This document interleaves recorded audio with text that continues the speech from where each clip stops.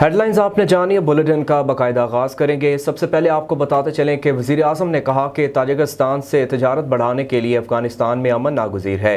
افغان امن عمل کامیاب نہ ہوا تو انتشار کا خدشہ ہے۔ امریکن خلا کے ساتھ افغانستان میں سیاسی استحکام چاہتے ہیں۔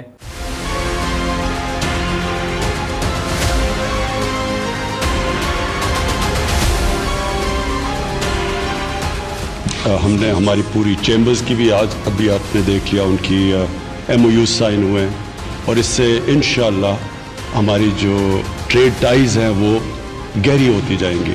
اور اس کے اندر جو سب سے امپورٹنٹ چیز یہ کہ تاجکستان سے جو کنیکٹیوٹی ہے گوادر کے لیے، ان کے لیے بھی آسان ہوگا، ہمارے پاکستان کے لیے بھی اس کنیکٹیوٹی سے ٹریڈ ٹائز ہماری اور بڑھ جائیں گے۔ تاجکستان کو اور پاکستان کو جو فیوچر چیلنجز ہیں، کئی کامن چیلنجز ہیں۔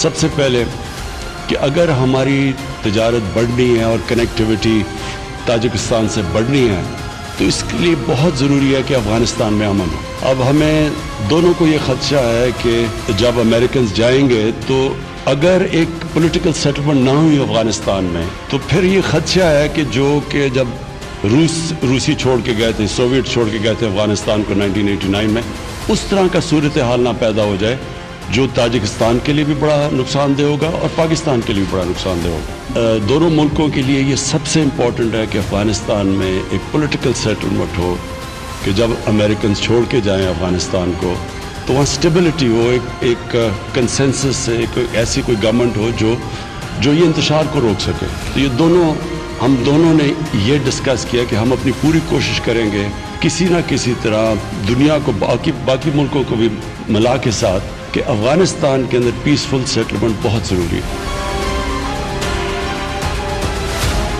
قبل ازیں تاجکستان کے صدر امام علی رحمان وزیر اعظم عمران خان کی دعوت پر پاکستان پہنچے۔ وفاقی وزیر خسرو بختیار نے ایئرپورٹ پر معزز مہمان کا خیر مقدم کیا۔ 2 روزہ دورے میں اعلیٰ سطح کا وفد بھی تاجک صدر کے ہمراہ ہے۔ تاجکستان کے صدر امام علی رحمان کا وزیر اعظم ہاؤس پہنچنے پر وزیر اعظم عمران خان نے استقبال کیا، جہاں انہیں گارڈ آف آنر پیش کیا گیا۔